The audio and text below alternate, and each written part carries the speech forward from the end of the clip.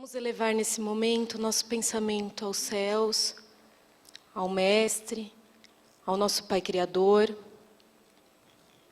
agradecendo a oportunidade de estarmos aqui reunidos, em Teu nome, pedindo para que uma luz azul, que nos passa tranquilidade, segurança, perpasse pelo nosso corpo, por cada pedacinho, tirando as partes nocivas e enfermiças, respirando ainda mais fundo. Vamos pedir por aqueles que não puderam vir, por aqueles que não têm a oportunidade que nós temos, ainda. Assim, envolvidos por esse amor, sentindo-nos acalentados, amparados, fortalecidos, vamos deixar os nossos problemas lá fora, as nossas preocupações, e vamos abrir as nossas mentes, os nossos corações, para os ensinamentos que virão hoje. Que assim seja. Graças a Deus. Bom, hoje nosso evangelho é referente ao capítulo 4 do Evangelho segundo o Espiritismo. Ele é um capítulo muito longo. Eu fiz até um resumo aqui de algumas passagens aqui. Bom, o roteiro que a gente vai seguir vai ser a ressurreição e reencarnação, os laços de família, limite da encarnação, a necessidade da encarnação, a encarnação é um castigo. Bom, vamos lá, né? João 3,3 nos fala: na verdade, te digo que aquele que não nascer de novo não pode ver o reino de Deus. Importa renascer? Renascer em que sentido? Como entender este renascimento? Jesus falou em reencarnação, ressurreição e reencarnação. Todos sabem o que é ressurreição? Reencarnação, a diferença que existe. Ressurreição, retorno à vida no mesmo corpo que já morreu. Reencarnação é o retorno do espírito na vida corporal e um novo corpo. A gente vai detalhar isso aí já já. A reencarnação, ela fazia parte dos dogmas judaicos sob o nome de ressurreição. Mas a ideia dos judeus não estava claramente definida, porque não tinham senão noções vagas e incompletas sobre a alma e a sua ligação com o corpo. A reencarnação, ela se baseia nos princípios da misericórdia e da justiça de Deus. Jesus falou várias vezes sobre a reencarnação. Após a transfiguração, os discípulos o interrogaram dizendo: por que, pois, os escribas dizem que é preciso que Elias venha antes? E Jesus lhe respondeu: é verdade que Elias deve vir e restabelecer todas as coisas, mas eu vos declaro que ele já veio e não conheceram, mas o trataram como aprouve. E é assim que eles farão sobre o Filho do Homem. E ele estava falando de João Batista. Elias já tinha vindo. Elias, de acordo com o pessoal, com os dogmas judaicos, Elias, ele retornaria, ele reencarnaria, ou ele ressuscitaria, no caso, na época, né, para poder preparar o caminho para o Cristo. Só que ele veio, e o pessoal não o notou, porque ele veio reencarnado. Então, ele retorna, mas ele retorna em um outro corpo. Essa é a diferença da ressurreição e da reencarnação. Então, se alguém tiver alguma dúvida, isso aqui é um evangelho, está aberto, gente. É só perguntar e a gente vai aqui esclarecendo tal. Então, ressurreição, tá? E reencarnação. Então, a gente reencarna em outro corpo. Agora, ressurreição é impossível, a própria ciência, ela já mostra isso, ela já prova isso, porque não tem como. A partir que a matéria se desfaz, como a gente pode esperar o dia do juízo final, como outras igrejas, outras religiões pregam? Que o dia do juízo final voltará e a gente vai... Não tem como, porque como é que você vai unir? É impossível. A partir do momento que você é cremado, ou que o seu corpo se transforma em pó, como trazer isso de volta? Não existe, não tem essa possibilidade. E a ciência já nos mostra esse caminho. Uma das passagens mais, que é o foco praticamente, vai da palestra, é Jesus e Nicodemos, porque Jesus, porque havia entre os fariseus um homem chamado Nicodemos, um notável entre os judeus, ele era o supremo lá, né? E à noite ele vem a encontrar com Jesus e diz: Rabi, sabemos que vens da parte de Deus para nos instruir com um doutor, pois ninguém pode fazer os milagres que fazes, se Deus não estiver com ele. Jesus lhe respondeu: em verdade te digo, quem não nascer de novo não pode ver o reino de Deus. Disse-lhe Nicodemos: como pode um homem nascer sendo já velho? Poderá entrar em segunda vez no seio de sua mãe e nascer? Como pode isto acontecer? E responde-lhe Jesus: és o mestre de Israel e ignora essas coisas? Você vê que naquela época o pessoal não tinha entendimento. Como poderia renascer? Como um ser já formado poderia voltar ao ventre da sua mãe e renascer? Então Jesus já passava a reencarnação. Ele já nos informava como seria, que através, né, da mulher, tal, do útero, tal, geraria novamente e esse espírito voltaria a renascer, assim como aconteceu com Elias, que retorna em outro corpo. Essa passagem é muito interessante. Aquele que não nasce da água e do espírito não pode entrar no reino dos céus. Não te admires de que eu te diga, ser preciso que nasças de novo. A água, na época, era a razão de tudo. Jesus transformou a água em vinho. Jesus foi batizado por João Batista na água. Então, a água era tudo na época, praticamente, para eles. Então, é por isso que ele fala. A água para nós, podemos dizer que hoje, nos tempos atuais, seria o nosso corpo, a nossa matéria, e o espírito que habita dentro desse vaso. Então, são as duas coisas, né?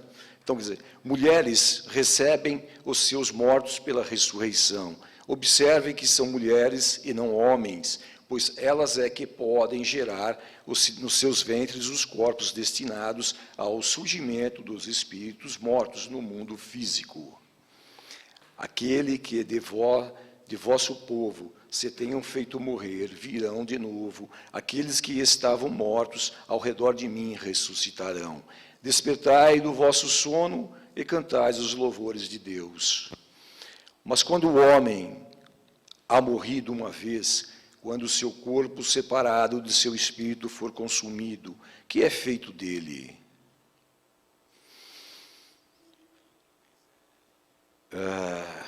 Que é feito dele, né? Uma boa pergunta. Tendo morrido uma vez, poderia o homem reviver de novo? Nesta guerra em que nos achamos todos os dias nas nossas vidas, espero que chegue a minha maturação. Interessante, né? Mas quando o homem há morrido uma vez, quando o seu corpo separa de seu espírito, foi consumido, que é feito dele? Tendo morrido uma vez, poderia o homem reviver de novo? Nesta guerra em que me acho, todos os dias da minha vida, espero que chegue a minha maturação. Mas quando o homem há morrido de uma vez, quando o seu corpo separado de seu espírito for consumido, que é feito dele? Ele está falando do quê? Do conceito da imortalidade da alma, que a alma não morre, o espírito. A alma, quando nós estamos aqui encarnados, está dentro do nosso aparelho. Quando nos desligamos, somos espíritos imortais. Tenho morrido uma vez, poderia o homem reviver de novo? Conceito da pluralidade das existências. Isso quer dizer que temos muitas existências, já vivemos muitas existências e viveremos muito mais ainda outras existências. Nesta guerra em que me acho todos os dias da minha vida, espero que chegue a minha maturação, ser consciente da imortalidade, da pluralidade das existências, as leis físicas e morais. Realmente temos que renascer a cada dia. Temos que renascer a cada minuto, a cada momento. Temos que matar o homem, a mulher velha, para que surja o novo. Temos que mudar, renascer a cada momento. Para quê? Renascer para aprender a amar, renascer para podermos ter educação, renascer para estender a mão aos que precisam, renascer para poder crescer, renascer para chegar à plenitude, para chegar até Deus. Se vocês pegarem o Evangelho segundo o Espiritismo, no capítulo 3, um capítulo anterior, quando ele fala, na casa de meu pai há várias moradas, mas como nós vamos ver essas moradas se nós não renascermos, se nós não morrermos e renascermos? As nossas vidas é isso, nós vamos e voltamos, tudo há um planejamento, onde nós participamos desses planejamentos, as dores, as aflições que nos vêm no nosso dia a dia. Quando nós nos deitamos à noite, nós morremos, subimos ao plano espiritual, e lá, essas dores, na realidade, são o que nos fazem, que nos trazem forças para que possamos crescer e evoluir. Então, sempre devemos aproveitar sempre a oportunidade de estarmos aqui encarnados, vivermos a cada momento, não deixarmos para fazer o que temos vontade, o que precisa ser feito para o amanhã, mas fazermos hoje, o agora, porque o amanhã você pode estar desencarnando, voltando à espiritualidade. E só Deus sabe se você retorna ainda para esse planeta. Será que nós vamos ainda ter a oportunidade de retornar aqui? Aí é que está a pergunta. Então, muitas pessoas falam, deixa para a próxima encarnação, deixa para a próxima vida. Porque isso tem que ser feito agora, é essa a oportunidade, é esse o momento. Nós renascemos, nós estamos aqui, matéria e espírito. Vamos aproveitar ao máximo isso. Vamos aproveitar ao máximo. É isso que eu tenho a dizer hoje aqui, que é o que eu entendi aqui dessa passagem, que ele nos fala da ressurreição, da reencarnação. Jesus já falou tanto a respeito. E hoje aqui, trazendo para os nossos tempos atuais, é isso, gente. As dores, elas fazem parte, é o nosso aprendizado. Então, não importa se é rico, se é pobre, se é mendigo, todos nós vamos retornar à pátria espiritual. E, se possível, a maioria deve retornar de volta. Mas, até lá, vamos fazer o nosso melhor aqui hoje, vamos aproveitar essa reencarnação, vamos nos amar mais, vamos nos ajudar mais. É isso, amor. E a existência continua desde a época de Jesus, quando esteve na Terra, e continua, né? Que eu vou falar um pouquinho agora, que é nos laços de família. Os laços de família fortalecidos pela reencarnação e quebrados pela unicidade da existência. No item 18 aqui, do capítulo 4, ele vai falar, os laços de famílias não são destruídos pela reencarnação, como pensam certas pessoas. Ao contrário, eles são fortalecidos e se estreitam. É o princípio oposto que os destrói. Esse princípio oposto, ele quer dizer que é uma única existência. Os espíritos formam no espaço grupos ou famílias unidos pela afeição, pela simpatia e semelhança de inclinações. Esses espíritos, felizes por estarem juntos, se procuram. A encarnação não só os separa, senão momentaneamente, porque depois da sua reentrada na erraticidade, se reencontram como amigos ao retorno de uma viagem. Frequentemente mesmo, eles se seguem na encarnação, onde se reúnem numa mesma família ou num mesmo círculo, trabalhando em conjunto para seu mútuo atendimento. Se uns estão encarnados e outros não estejam, por isso não estão menos unidos pelo pensamento. Os que estão livres velam sobre os que estão cativos. Os mais avançados procuram fazer progredir os retardatários. Depois de cada existência, deram um passo no caminho da perfeição. Cada vez menos ligados à matéria, sua afeição é mais viva, pelo fato mesmo de ser mais depurada, não perturbada, mas pelo egoísmo, nem pelas nuvens das paixões.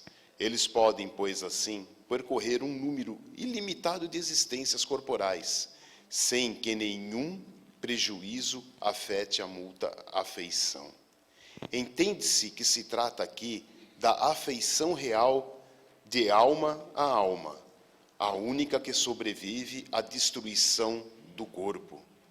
Porque os outros seres que não se unem neste mundo, senão pelos sentidos, não têm nenhum motivo para se procurarem no mundo dos espíritos.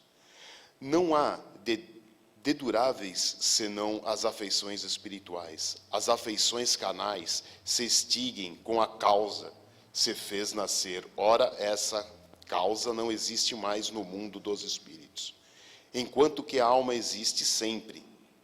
Quanto às pessoas unidas pelo único móvel do interesse, elas não estão realmente em nada unidas uma à outra.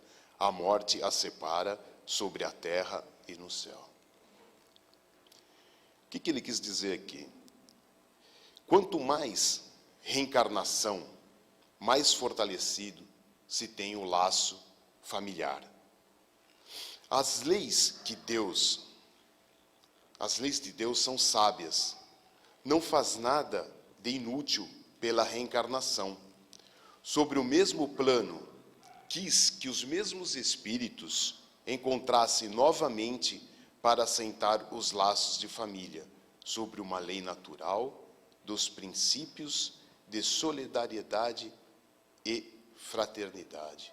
Então, pelo que eu entendi aqui, nós estamos sempre tendo as passagens, né, por afinidade e retornando sempre com aquelas pessoas, depois que a gente desencarna, vai para o plano espiritual e retornamos para o plano terreno para, vamos dizer assim, na nossa linguagem, acertar alguns pontos que ficaram no passado, né? Foi o que eu entendi nessa passagem que ele quis falar para a gente. Agora, no item 19, ele começa: a união e a afeição que existe entre os parentes são indício da simpatia anterior que os aproximou. Então, indício, falando de uma pessoa cujo caráter, gostos e inclinações não tem nenhuma semelhança com os dos seus parentes, que ela não é da família. Dizendo isso, se enuncia maior verdade do que se crê. Deus permite nas famílias essas encarnações de espíritos antipáticos ou estranhos, com o duplo objetivo de servir de prova para alguns e de meio de adiantamento para os outros. Os maus se melhoram pouco a pouco ao contato dos bons e pelos cuidados que deles recebem. Seu caráter se abranda, seus costumes se depuram e suas antipatias se apagam. É assim que se estabelece a fusão entre diferentes categorias de espíritos, como ocorre na Terra, entre as raças e os povos. Bom, o que eu entendi nesses dois capítulos aqui, no 18 e no 19, é o seguinte: quando ele fala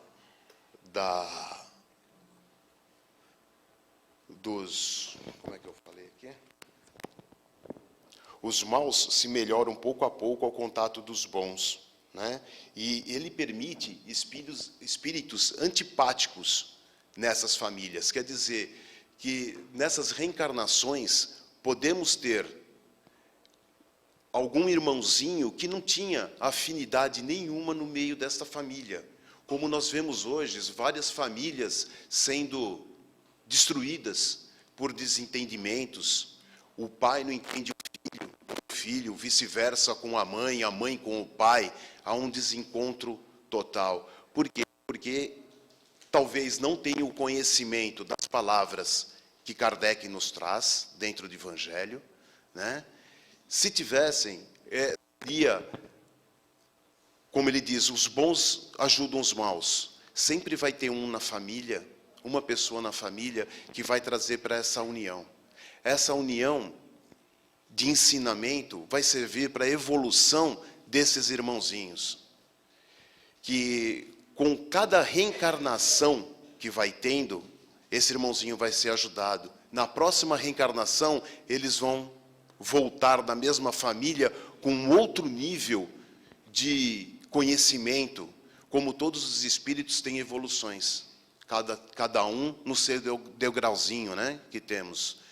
E é a evolução de cada um, né? Então, cada um se ajudando, cada um melhorando, os espíritos vão se sobressaindo. É essa melhora que nós esperamos, que temos nos laços de famílias. Por isso que nós falamos sempre aqui na casa, façam o evangelho no lar. Convide a todos a fazer, porque sempre tem uma pessoa que está necessitando e precisando dentro do lar. Aquilo que foi colocado até agora nos leva a uma reflexão profunda. E a minha parte ficou definida como sendo aqui, a partir do item 24 deste capítulo, que é muito extenso, como nós dissemos. Quais são os limites da encarnação? Eu vou ler só um trechinho aqui para a gente poder ter um raciocínio. A encarnação não tem, propriamente falando, limites nitidamente traçados, se por isto se entende o envoltório que constitui o corpo do espírito, visto que a materialidade desse envoltório diminui à medida que o espírito se purifica. Ou seja, em mundos mais avançados que a Terra, este envoltório ele vai se purificando, ficando cada vez mais etéreo, menos denso, menos materializado. E conforme a evolução, num grau mais evoluído, ele é quase fluídico, se confundindo mesmo com o espírito, tá? E o passo a passo ele se desmaterializa e chega no estágio final de evolução. Essa é a característica da evolução dos seres espirituais. Para acreditar nisso, nós temos que acreditar que nós somos espíritos, certo? E que nós estamos matéria. Então, é característico desse processo que a nossa matéria nos indica como seres viventes de um mundo inferior. Ou seja, estamos presos no envoltório carnal pela nossa condição de evolução espiritual, de inferioridade espiritual. E é só ver o que a gente sofre no dia a dia e os motivos das causas e tudo que a gente tem de sofrimentos embutidos, que a gente vai perceber por que nós somos seres que ainda não conseguiram atingir um estágio de evolução maior, purificado. Mas isso não é nenhum mal, diga-se de passagem. É apenas um processo de aprendizagem, algo que nós temos que passar para a evolução espiritual. O próprio perispírito, ele vai sofrendo transformações sucessivas e vai chegando num estado de perfeição. Nesse estado de perfeição, os espíritos já não se ligam mais, como nós, a um mundo específico. Eles têm uma capacidade de ir de mundos em mundos, onde sejam requisitados ou a missão seja requerida. Nós temos uma obrigação, ou seja, eu não posso sair daqui. É como se eu tivesse com uma tornozeleira eletrônica, né? Que é uma coisa que está bem em voga hoje em dia. Me prenderam num determinado local. Eu posso me locomover num local restrito, mas eu não posso deixar aquele local. Esses espíritos evoluídos, de acordo com o grau de purificação que eles têm, eles vão viajando de mundos em mundos, mas não aleatoriamente, cumprindo missões estabelecidas, coisas que a gente tem que vivenciar num futuro, talvez muito distante para todos nós, mas o qual, com certeza, nós chegaremos lá. Esses espíritos no estado errante, eles têm uma característica de felicidade que é muito peculiar à sua moral, à sua condição específica, ou seja, nós temos uma característica de felicidade. E, para bem dizer a verdade, eu nem sei qual é a característica de felicidade do ser humano, porque dá a impressão que todos nós somos infelizes o tempo todo. A gente tem pequenos momentos de felicidade, os quais a grande maioria costuma jogar no lixo. Com a primeira coisa que acontece a seguir, não importa qual seja, aqueles momentos de felicidade passam rapidamente e atingem patamares que são muito pequenos. A gente comparou, eu peguei um estudo que foi feito por uma universidade soviética, que, por incrível que pareça, tem um estágio avançadíssimo no estudo dos espíritos e outras coisas mais, né? E eles caracterizavam o seguinte, eles fizeram uma medição através de características físicas, corporais e estímulos a processos de felicidade. E concluíram que, por exemplo, a compra de qualquer objeto, seja ele qual for, desde um objeto de desejo feminino, talvez uma bijuteria bonita que eu quero muito, ou um anel de ouro, ou seja lá, vai botando um carro, tá? Esse tipo de felicidade dura por um momento limitado. Isso pode durar de acordo com a pessoa. Então, é o jeito de viver hoje em dia. Esse tipo de felicidade demanda pouquíssimo tempo, ou seja, ela pode durar de minutos a horas, mas no máximo não passa de dias, ou um dia. Depois disso, gente, vocês voltam a ser exatamente os mesmos. Não importa aquilo que você comprou ou se materializou. Enquanto que a felicidade advinda de ações e atitudes que provocam o bem e que estimulam o amor entre as pessoas, resultam em semanas, meses. Tem gente que fica feliz durante um tempo incontável, por causa das ações e atitudes. Esses espíritos buscam esta felicidade. Eles não estão vendo só a si próprios, eles estão vendo o conjunto da humanidade como um todo. E a humanidade não apenas a terrena, aquela que está em outros mundos também, que é uma característica daquilo que se coloca, pluralidade dos mundos. Nesse sentido, alguns humanos pensam que a encarnação é um castigo. E é, às vezes, até uma coisa recorrente na cabeça das pessoas. Meu Deus, por que me castiga tanto? Aí é só olhar para trás e perceber. Eu sofro por quê? E coloque a razão do sofrimento. E faça uma medição, uma avaliação pela régua que o Espiritismo coloca a vocês. Nós vamos perceber que 90% de tudo que a gente sofre são características e consequências colocadas por nós mesmos. Em nossas vidas, nossos pensamentos, nossas atitudes.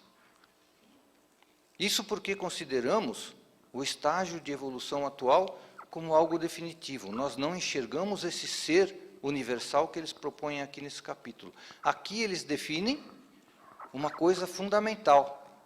Esse capítulo inteiro, ele é um resumo categórico de toda a doutrina espírita. Toda a parte técnica da doutrina espírita está contida aqui dentro.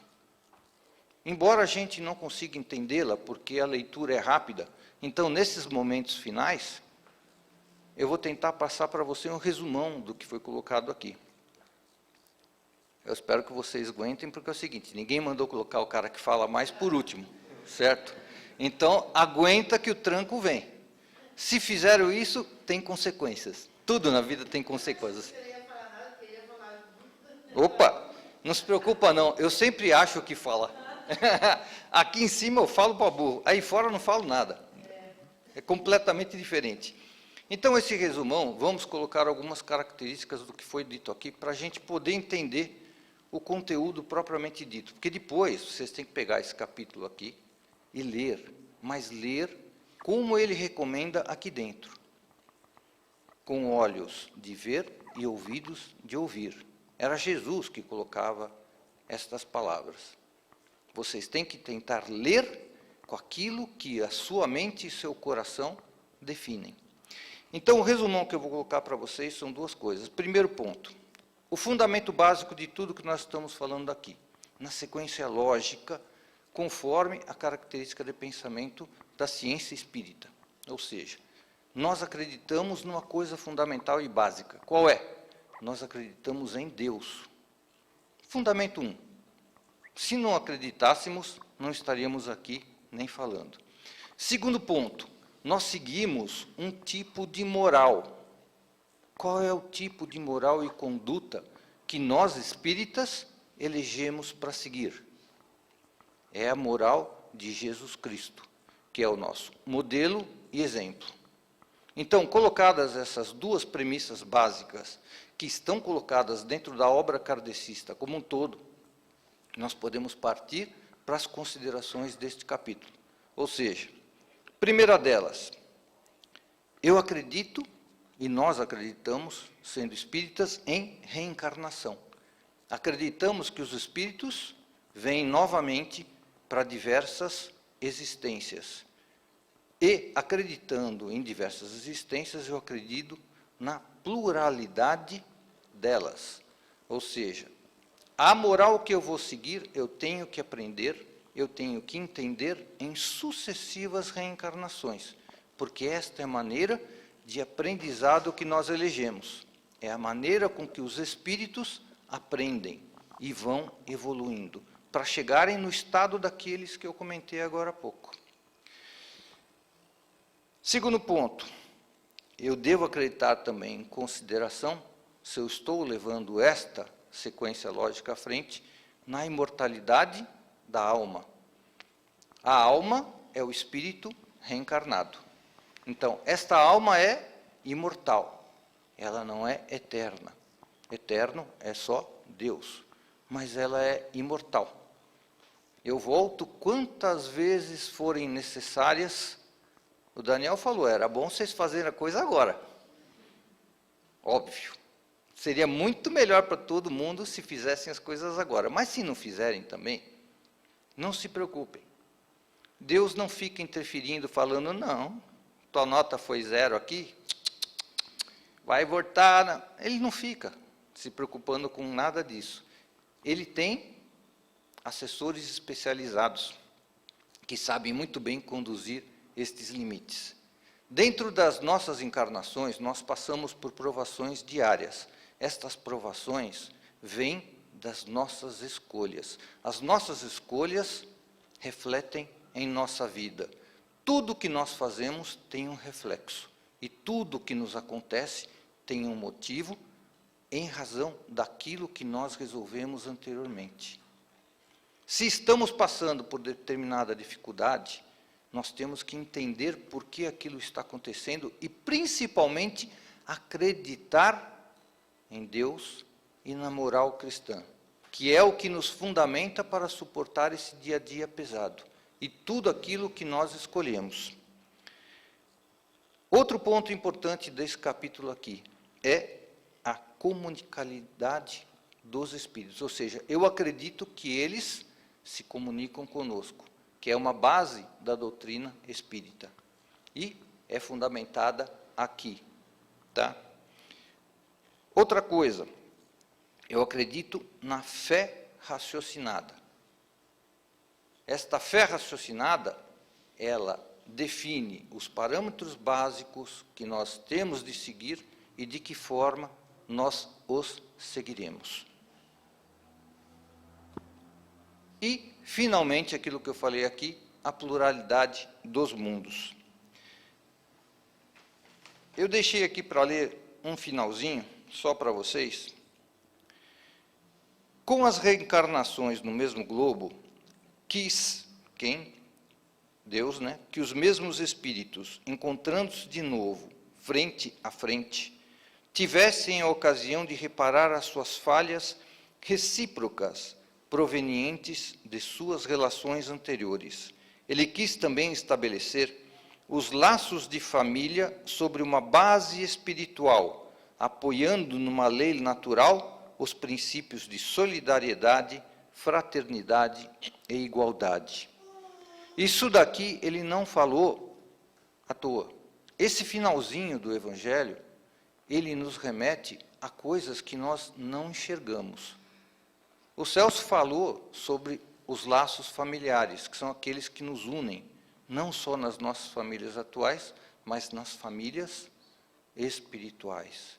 E aqui nesse finalzinho, ele fala de uma lei natural, que fecha todos esses conteúdos deste capítulo, que é a lei de causa e efeito. que é a lei que Deus colocou na criação do universo, Ele colocou na criação de todos os corpos materiais e espirituais, e a qual nós devemos seguir. Esta lei é o fundamento de todas as coisas que nós conversamos aqui. Lei de causa e efeito não está definida neste capítulo, mas ele remete a ela. E essa lei vocês podem encontrar na Gênese, ela está fartamente representada lá. E esta lei define tudo aquilo que nós temos conversado em todos os momentos desta palestra. Ela poderia ser definida por outras pessoas como ação e reação, uns conhecem como lei do retorno, tá? Isso poderia ser colocado de uma maneira clássica, que é bem simples de vocês entenderem. Vocês vão entender quando eu falar, na hora vocês vão captar, certo? Lei de ação e reação. É a força executada por um ponto A em um ponto B, e este ponto B executando uma reação de efeito e intensidade equivalente, na mesma direção e sentido contrário. Não ficou muito mais fácil para vocês entenderem? Ficou bico, não ficou? Pô, gente, olha que facilidade vocês tiveram para entender. Vocês estão dando até risada. Ou vocês estão... Eu entendi. Quem manda não ter estudado nem física nem matemática na escola? Danou-se. Foi uma escolha de vocês. Isso é bem verdade. Mas entendam que a lei de causa e efeito é uma coisa muito mais simples. Isso significa, basicamente... Vocês já viram uns... Eu já vi uma... Acho que eu tenho até... Eu acho que eu separei aqui um negócio mais ou menos igual a esse. Vocês já viram essa bolinha aqui, ó? Essas 4 bolinhas juntinhas, presas por um fiapinho aqui? Lembra, tem até um brinquedinho. Você bate numa, ela vai batendo na outra, vai batendo na outra. Causa e efeito, é isso. Está vendo como o enunciado é complicado? Então, palavras significam nada. Palavras simplesmente comunicam. O que entende é o seu espírito, é o seu coração. Lei de causa e efeito pode ser uma complicação danada, mas ela pode ser muito simples. Então, você é que decide se você quer encarar a vida na dificuldade ou na simplicidade. Isto aqui dá o caminho e dá a luz. Você escolhe se segue ou não. Só que você tem que escolher isso na tranquilidade, na calma. Não adianta ficar olhando para a coisa como se fosse a pior coisa do mundo ou se fosse um fardo. Enquanto você está aqui, escutando a gente falar, repetindo as mesmas coisas, mas pensando na morte da bezerra, não entrou nada dentro de você. Então, quem define o que acontece conosco somos nós mesmos. Essa que é o princípio fundamental e básico de tudo. E é por isso que nós estamos aqui hoje. Então, gente, o que a gente tem para passar hoje é isso. Agora a gente vai se preparar para a prece final. Vou pedir novamente para que vocês fechem os olhos. Então, vamos enchendo os nossos corações de gratidão pelos ensinamentos do dia, por esse evangelho abençoado. Vamos pedir para que consigamos assimilar esses conhecimentos nos nossos dia a dia, que possamos lembrar dessas palavras, nos momentos de tomar uma atitude, no momento em que precisamos tomar uma atitude, que consigamos ter calma, paciência, resiliência, e que consigamos lembrar de todo esse conhecimento aqui adquirido. Ainda de olhos fechados, vamos imaginar rosas brancas caindo nesse salão, desabrochando em cada um de nós, com muito amor, com muito carinho que o plano espiritual nos envia. Vamos agradecer a todos aqueles que foram ajudados. Vamos agradecer por todos aqueles que puderam vir, encarnados e desencarnados. Vamos agora um pouquinho mais longe, imaginar as nossas casas, imaginando muita luz em cada um dos cômodos, pensando nos nossos familiares, nesses laços que construímos, mesmo que ainda inconscientes, mas por esses laços. Vamos elevar nesse momento nosso pensamento aos céus, ao Mestre, ao nosso Pai Criador, agradecendo a oportunidade de estarmos aqui reunidos, em Teu nome, pedindo para que uma luz azul, que nos passa tranquilidade, segurança, perpasse pelo nosso corpo, por cada pedacinho, tirando as partes nocivas e enfermiças, respirando ainda mais fundo. Vamos pedir por aqueles que não puderam vir, por aqueles que não têm a oportunidade que nós temos ainda. Assim, envolvidos por esse amor, sentindo-nos acalentados, amparados, fortalecidos, vamos deixar os nossos problemas lá fora, as nossas preocupações, e vamos abrir as nossas mentes, os nossos corações, para os ensinamentos que virão hoje. Que assim seja. Graças a Deus. Bom, hoje nosso evangelho é referente ao capítulo 4 do Evangelho segundo o Espiritismo. Ele é um capítulo muito longo. Eu fiz até um resumo aqui de algumas passagens aqui. Bom, o roteiro que a gente vai seguir vai ser a ressurreição e reencarnação, os laços de família, limite da encarnação, a necessidade da encarnação. A encarnação é um castigo? Bom, vamos lá, né? João 3,3 nos fala: na verdade, te digo que aquele que não nascer de novo não pode ver o reino de Deus. Importa renascer? Renascer em que sentido? Como entender este renascimento? Jesus falou em reencarnação, ressurreição e reencarnação. Todos sabem o que é ressurreição? Reencarnação, a diferença que existe. Ressurreição, retorno à vida no mesmo corpo que já morreu. Reencarnação é o retorno do espírito na vida